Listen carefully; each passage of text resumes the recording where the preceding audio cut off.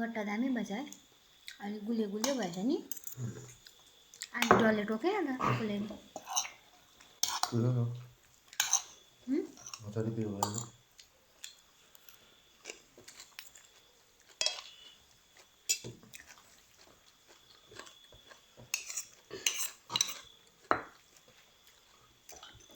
गट्टा be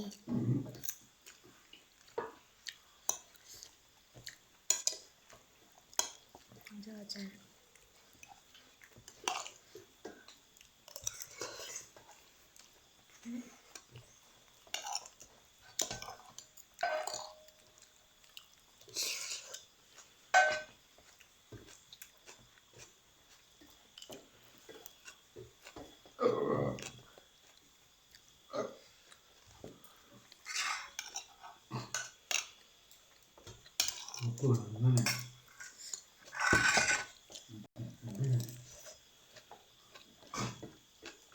के हो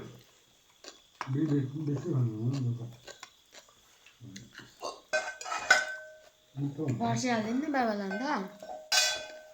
फर्सी हाल्दैन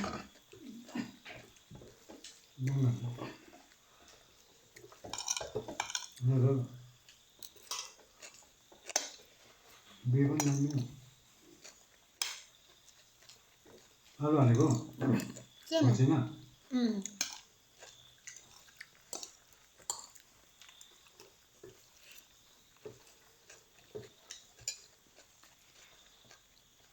च्यारो रोटी खाएको त्यही भएर ग्यास भयो छोला थियो आलु थियो होइन नि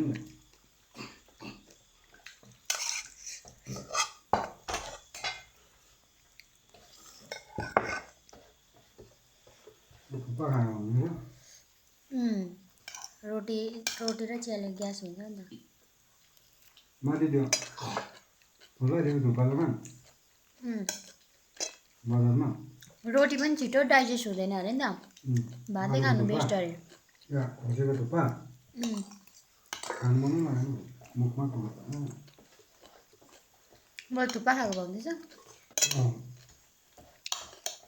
तर अहिले तपाईँले बिहान खाना खाएर जानुहुन्छ राम्रो त दिउँसो त दुई खाँदा नि हुन्छ च्यारो रोटी खाएको नि त उम्, आलु रहेछ आलुमा नै पर्दैन थियो झन् त्यो बजारको आलु कस्तो आलु ल्याउनु पाउँछ नि क्यान्टिनमा हजुर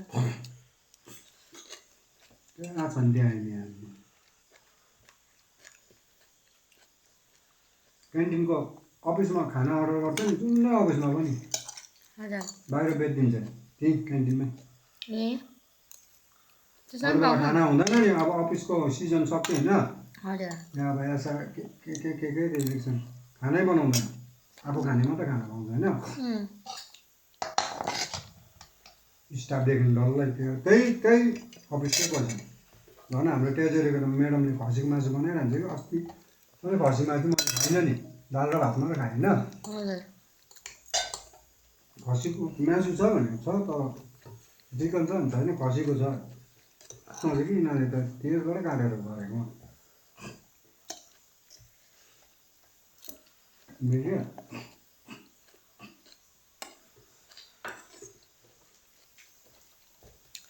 कति प्रब्लम बिहानको बेला 5 बजीको ड्युटी परेको केही ड्युटीमा